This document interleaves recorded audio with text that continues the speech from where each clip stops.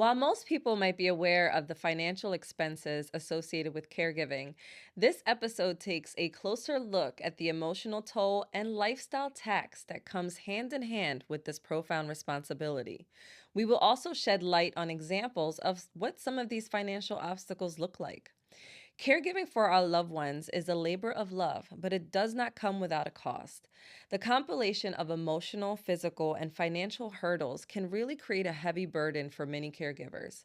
Many of us find ourselves juggling our own needs while managing the complexities of our loved ones, which often leads to feelings of isolation, stress, and also burnout. As we unpack these realities, we'll discuss why it's super crucial to continue to advocate for family caregivers. By raising awareness and finding supportive resources, we can create a stronger network for those who dedicate their lives to care for others.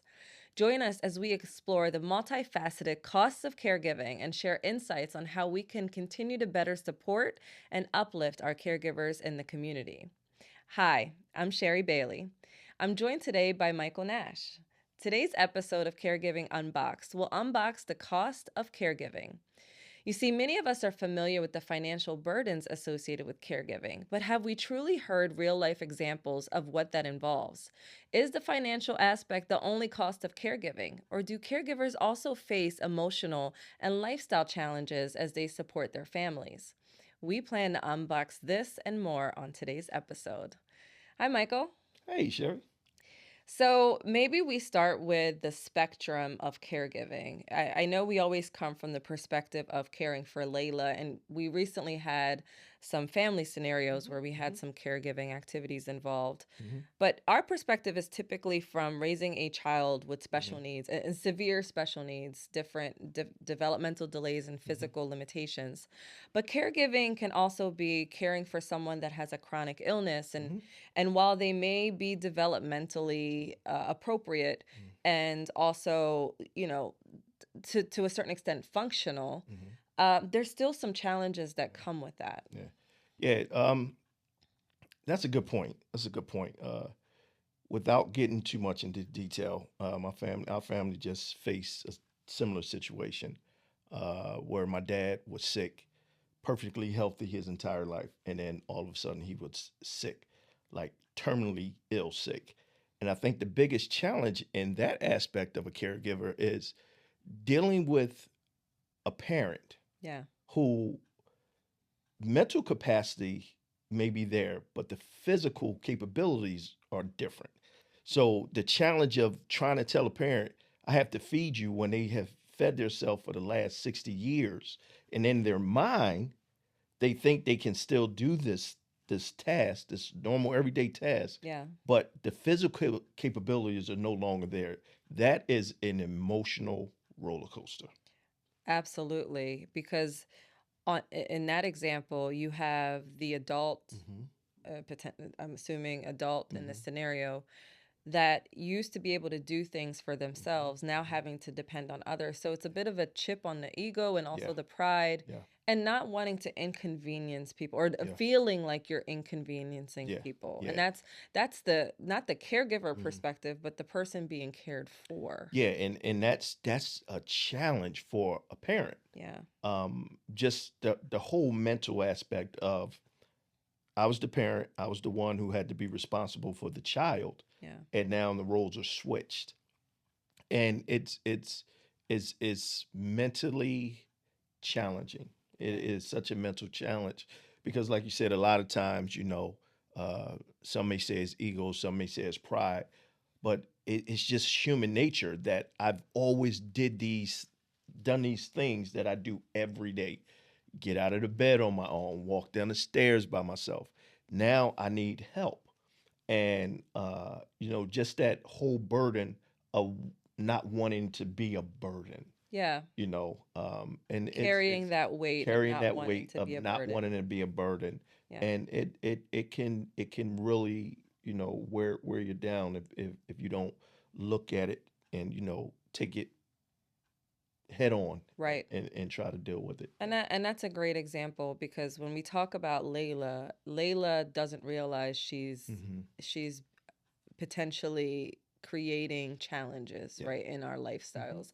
Not that she's creating Yeah. challenges, but she's not necessarily aware of what it takes. Yeah. Where an individual like your dad, Hmm. who used to be able to fend for himself and now, because of the illness, Yeah. has needed to depend on others, Yeah. that's very trying as a Yeah. person Yeah. because, again, like you said, Hmm. you have to now put your pride aside and Yeah. be able to accept help when, Yeah. especially knowing your Yeah. dad was Yeah. the kind of person that, you know, he would be able to manage Yeah. for himself and And others, others. Yeah. let alone now needing people Hmm. to manage his daily routine Yeah. for him. Yeah. So, on that note, not diving too much into Hmm. that scenario per se, but we want to really break down some of the challenges that come Hmm. with caregiving, the Hmm. costs of caregiving, Hmm. and obviously financials Yeah. always the natural Yeah. default, right? Yeah. When we talk about the cost of caregiving. Hmm. In that scenario, do you have an example of what that financial kind of cost that came about with that caregiving scenario could have been? Yeah. Something as simple as, you know, I have brothers and sisters. I have siblings. Um, Everybody works full-time jobs. Everybody has their life. They're married. They have children. So now the financial aspect of that piece is someone has to be paid to take care of him, to do things that he's always done himself, Yeah. right? From everything, from bathing, shaving, uh, feeding himself. So that's a financial responsibility. Even though he had great health care, that's an additional Yep. financial responsibility. That's just one piece of it. Then you look at the fact now he never needed a wheelchair to get around.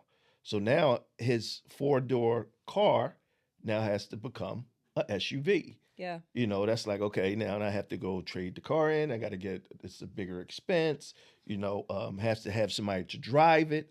So all of these things that, a lot of times we don't think about Sure. as a caregiver, that just, it becomes part of the job. And those are just a few things. With me living in a different state, those are just my views from what I had to be a part of. Yeah. Just imagine the everyday of my siblings that are closer, Right. the toll on them, the emotional, the financial piece. It's a bag, right? Yeah. It's a heavy And we bag. love my dad. He's a great father, always been. So everyone does it with love, but to say it doesn't have any effects, I wouldn't be being honest sitting here and saying that. No, I fully understand that. And again, no one asked to be taken Yeah. care of. Hmm. These are things that all of us could be struck with. And I think this is why we continue to advocate as aggressively as Yeah. we do, because it's not always that, you're born with this, but Hmm. you can actually l- uh, wake up with a disability or a Yeah. chronic illness Hmm. or a need for someone to care for you for Yeah. long-term Yeah. periods. So this is not an area where all of us are absent from. Yeah. All of us can be subject to this at one Hmm. given moment Hmm. of time. So, as far as if a financial example that comes to mind for me, and I get the question often, what kind of expenses do you really have? Because doesn't insurance cover it? I mean, she's Hmm. diagnosed, she's Yeah. special needs. We're Hmm. talking Layla here. Hmm. And okay, a little bit about Layla. She's 10 years old. Hmm. Can she take steps? Yes. Hmm. Do her legs operate as ours would? To some degree. The Hmm. the challenge with Layla is orthopedically her structure is not strong. Yeah. So in order for her to be considered mobile long term, Hmm. that could actually wear and tear on her bones. So it's not recommended that she takes these steps just because of the alignment of her bones Hmm. every day and long term. And then secondly, one of the things that I really like to emphasize is the wheelchair is not just for mobility Yeah. reasons. Hmm. It's actually also for safety Yeah. reasons. So one thing about Layla, she's 10 years old, nonverbal, and she has no sense of safety or Yeah. hazard. right? So Mhm. she will like bang her head around all day and she Mhm. doesn't realize if there's, Marble Island in Yeah. front of her, or, Mhm. if she picks up a lamp Yeah. as she's close to it or Mhm. what have you. Like she has no sense of this is dangerous. Yeah. So sometimes the wheelchair is actually a safe space for Yeah. her. Yeah. And not only for the caregiver to just get a break, otherwise you're following her Yeah. around the All entire day. time. And Yeah. again, going back to my comment around Yeah. it's not healthy for Yeah. her to be on her feet all Mhm. day, physically. It's important that the wheelchair helps create that safe space Yeah. for her. Yeah. So when I get this question, one example that I recently shared with family and friends is the cost of her wheelchair. So we had Yeah. to upgrade Layla's wheelchair because she's getting bigger. And what happens is, without getting too deep into the whole insurance alley Mhm. conversations, insurance did the pre-approval. They Mhm. said, "Yep, you'll pay 10%, 90% will cover." Mhm. Fantastic. So put down the 10%. We Mhm. ordered the wheelchair, which, by the way, the lead time on the wheelchair is ridiculous. It takes Yeah. about 9 to 10 months to even Yeah. come in. By the time it comes in, I mean, it's Have to be practically refitted. dated, Yeah. Yeah. but that's a whole other Yeah. topic. But anyway, so paid the 10%, waited for the wheelchair. The wheelchair arrived. Then I received a bill for $13,000 and some odd change. Now, mind Yeah. you, when you look at the bill breakdown, $184 Yeah. went towards The the cost. cost of the wheelchair. Mhm. The other $13,200, I think it was like 13, almost 13,500. Yeah. The other 13 whatever Yeah. was out of pocket. Now, mind you, we pay Yep. taxes. Now, mind you, we pay high insurance Mhm. premiums. Yep. Why is the cost of a wheelchair $13,000? And let me also notate, this wheelchair is not electronic. It Yeah. doesn't have any fancy gadgets. It's literally a push and brake type wheelchair. It's made Mhm. of rubber, cloth, and Plastic. plastic. Yeah. So there's nothing fantastic Yeah. about this wheelchair. But one, the fact that it costs Yeah. It's $13,000. insane. Yeah. Two, the fact that insurance only covered $184 of that. Yeah. And then three, the fact that the insurance company reneged on Layla's need The for the promise. wheelchair, Yeah. although the pre-authorization was completed. Yeah. These are real life examples Yeah. of what we face as family caregivers. Yeah. Not just the day-to-day challenges of let's make sure that our family stays healthy and Mhm. gets what they need, Mhm. but now you're adding an extra component of literally fighting for rights. Yeah. Why does the wheelchair have to be that Yeah. expensive? Yeah. I had someone tell me I can get a used vehicle for But probably less than that's that, which is absolutely that's true. true. So I say that to say there's a lot of advocacy that's still Mhm. needed, Yeah. and while there are programs out there for some different Mhm. households that potentially families Mhm. could qualify to get Yeah. either reduced fees for Mhm. equipment or Mhm. possibly used equipment and things like that. Mhm. I do want to just add, for children, it's different Yeah. because, it's not like a standard size. You have to get everything custom fit, especially when a child is of age in a school, Yeah. because school has certain requirements. Mhm. So you can't just go on Facebook Yeah. Marketplace and buy a wheelchair Yeah. in the case of a Layla. You Yeah. have to get vendor approved Yeah. wheelchairs because that's the way that she gets transported to Yeah. school, and school needs that verification Yeah. of where that it's an approved vendor. Mhm. So I say all of that to say that's a true financial example of our Yeah. scenario. And then you gave the example of, more of an adult Yeah. scenario where you have to now pay for a professional caregiver Yeah. to come and take Take care. care of your Mhm. loved one Yeah. through just the regular day-to-day stuff. Yeah. If the loved one is having a hard time getting out of bed, Yeah. they need support brushing their teeth. They need support Mhm. bathing, going to the restroom. Yeah. Yeah. Yeah. And I think that the challenge is, I've had this conversation with friends, associates who don't have a special needs child, right? And usually the first type of feedback is, Mike, I face financial problems too with my children. And Yeah. I get that. Not trying to minimize that. But I think it's the awareness and that's all we're trying to do, bring awareness that, okay, your child goes to school, they need a book bag. Layla goes to school, she needs a book bag, but she also needs a $13,000 chair, right? Exactly. The thing is, we pay taxes that pay into the school board, right? So Lana gets on the bus, she has a seatbelt, she sits in the chair. That's all part of The school deal. tax. That's all part of the Layla school goes deal. to school, she cannot ride the bus without this wheelchair, right?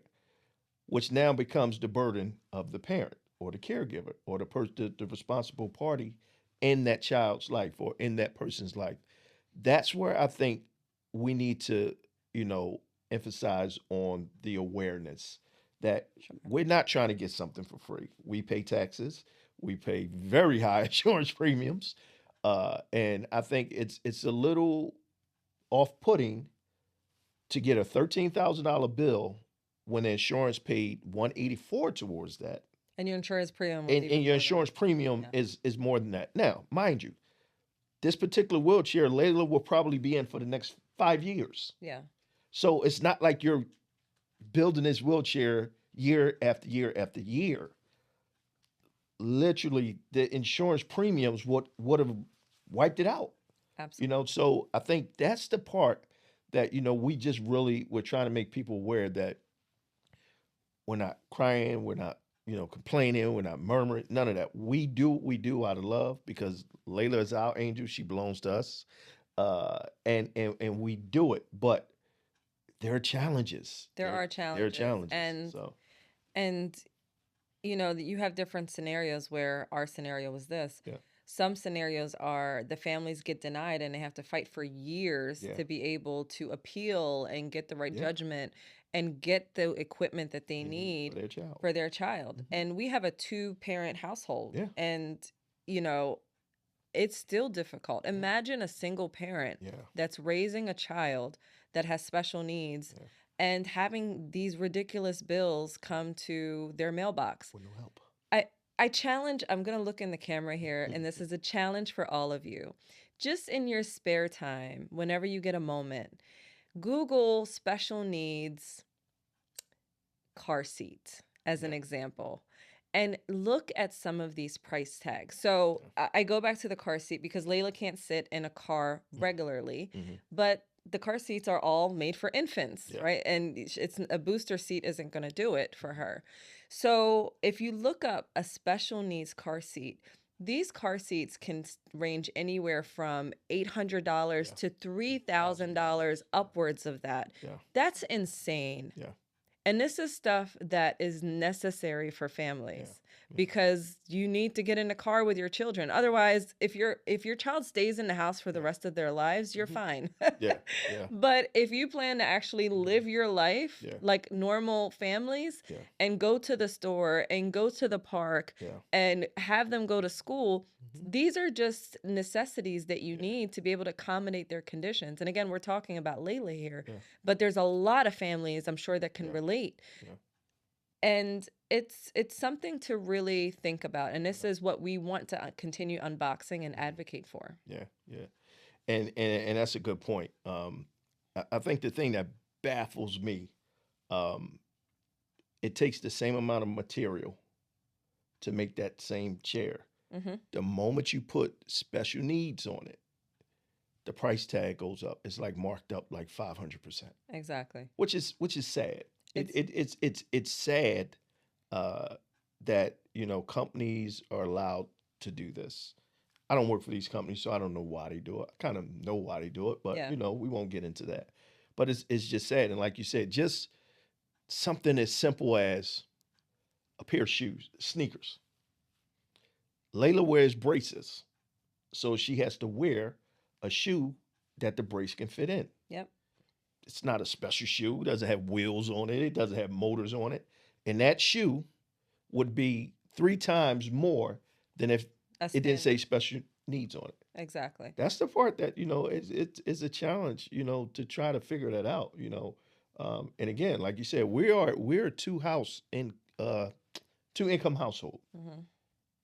and it I can't even imagine the pressure, the stress, just the emotional weight that a parent that may be doing this by themselves have to Exactly. go through. Exactly. Because it doesn't discriminate. These prices doesn't discriminate against your race, your age, your financial what you make.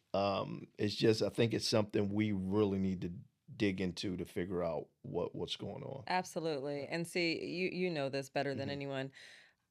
Me coming from the world of Yeah, manufacturing, I've been in the world of yeah, manufacturing in the quality assurance field for yeah, over 20 years yeah. now. And I've worked for manufacturers for pharmaceutical products, medical device Hmm. products, software Hmm. products, Hmm. you name it, I probably have done it. And to look at these prices, Yeah, in my mind, I instantly say, show me your material list. yeah. Show me your raw material cost. Hmm. Because I guarantee you all of that, plus, okay, mark up the labor, Yeah. fine. You are not getting anywhere near that price tag. 13,000. 13,000, nowhere near that. Yeah, So it's definitely something that we will not let go of. It's yeah. something that we want to continue exploring Hmm. and eventually change, Yeah, because this is unfair to yeah, families yeah. like ours, that have to deal with this. And then you think about in our situation, we have the mental stamina to fight, Yeah, today. yeah, Who knows today. what Yeah, yeah, tomorrow yeah, looks like? But today we have the mental stamina to fight. A lot of families don't have that mental stamina. They're yeah, burnt out, yeah, they're exhausted, they're yeah. tired, and Hmm. they don't have anything left in them. So the last thing they need is a bill hitting their mailbox to Yeah, say, oh, by the way, remember that chair that your child needs to be able to function in that we life, signed off on. that we signed off on Yeah, 10 months ago, yeah, mind you. Yeah, now instead of that 1,500 that you put down, yeah, we need you to pay yeah, 13,500. That could take someone into a spiral. yeah. I agree And with that. this is again part of the cycle that we continue to talk about the mental health of caregivers, Hmm. and how it's important to manage that mental health Yeah, aspect. But there are some triggers, yeah, right? And this is absolutely hmm, something that could trigger yeah, an unsafe yeah, event when it hmm, comes to mental health, hmm, especially for families that can't afford this, yeah, or can't put up the fight. yeah, What do you do? yeah, Do yeah, you return a wheelchair? What do yeah, you do? yeah, yeah. After she's had it for a month, what do you do? And the crazy the part that baffles me again, uh, and again, I can only speak on our situation in Yeah. this. Layla needs the chair to go to school. Yep. If we say, you know what, we're going to give the chair back because we're not paying 13,000 for a chair. She can't go to school. Layla can't go to school, and I guarantee you, within a week, someone from the state will be knocking on our door saying, "Why isn't she in school?" Exactly. So it's like, how do you make it make sense? Yeah. How do you make it make sense? And that's all we want to know. Just make it make sense. Make it make sense. Absolutely. And that's the challenge because it's not like we're saying, okay, we want you to give us a brand new SUV Yeah. that she can pull up to, get on a ramp, so we don't have to take her out of there Ride and and step drive out. into and drive. Hmm. That's not what we're asking. No, no. We're asking that the laws that are in place that states in order for her to go to school, she has to be strapped A in. certain way. She has to be strapped in a certain way. Her legs have to be strapped. The wheelchair has to have certain pieces. Again, this is not a mobile. Well, it's mobile, but it's not electronic, Electronic. Yeah. right? Motorized. So these are the laws that are in place. And so because they're the laws that are in place, how do you justify charging a family that price tag when you know they're already overwhelmed? We as a society, not just special need parents, parents in general, families in general, are overwhelmed with the cost of things. This is the what I call the marble syndrome right here. You're in the pool, you got a book bag on, and high price of food, marble. High price of gas, marble. Stressed out at work, marble. More work, less pay, marble. Oh, and by the way, let me put one more that say, okay, now that bill that I told you was going to be covered, change my mind, marble. It'll take you down. It'll take you down. It'll take you down. Absolutely. Yeah. So, again, I think we have taken on that challenge to just make people aware, Yeah. right? And we just hope and we pray that these conversations open up the dialogue. Again, but prior to Layla, I was a parent, so I know the struggles that came with that. This is a different struggle, Yeah. and it doesn't take anything from this struggle. This is just you got to look at it from a different lens, and awareness, awareness, awareness. Because if you're not a parent or a caretaker or caregiver of a parent, of a child, of a loved one, of a spouse, some of these things may not hit home, right? So we're just asking that you just hear us out. Absolutely. Hear us Because out. That's I it. think you mentioned it in one of the other episodes that we did. People don't wake up to be evil. Yeah. Most people, Most people. Yeah. That's it. Yeah. 99.9% of people don't No. wake up to be evil. Yeah. So people have good intentions Hmm. and they want to do the right thing. Yeah. But if you don't know, you don't You don't know. know. You don't know. And, in this scenario, I actually dealt with the same thing 5 years prior. Mhm. And 5 years prior, I didn't have the fight in me. Yeah. I did fight to appeal and had her physicians appeal the judgment, and they still gave me a high bill and all of that.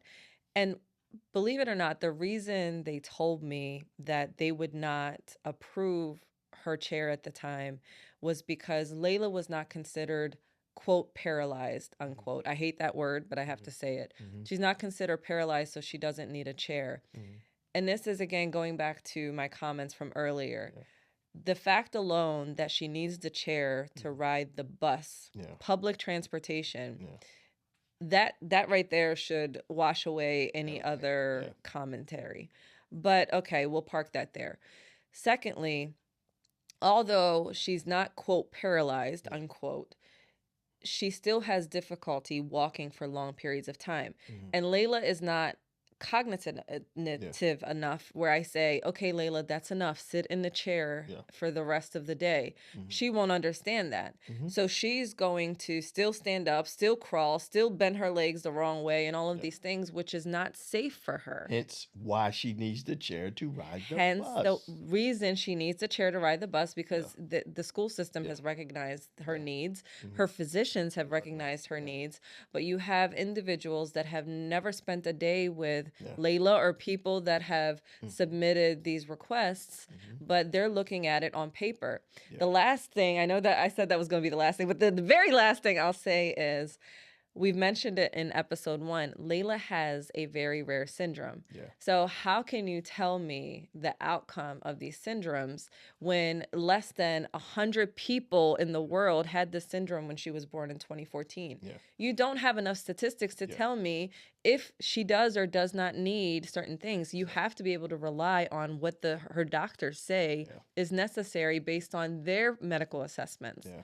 So, I think, the objective of this episode was really to unbox some of these financial burdens that Yep. create lifestyle taxes and Yep. emotional tolls on Mhm. caregivers. We gave examples from the perspective of caring for an adult. You Yep. talked about your personal journey with your Mhm. dad. Mhm. And since, your dad has passed, so we do want to take a minute Mhm. to recognize his legacy. Mhm.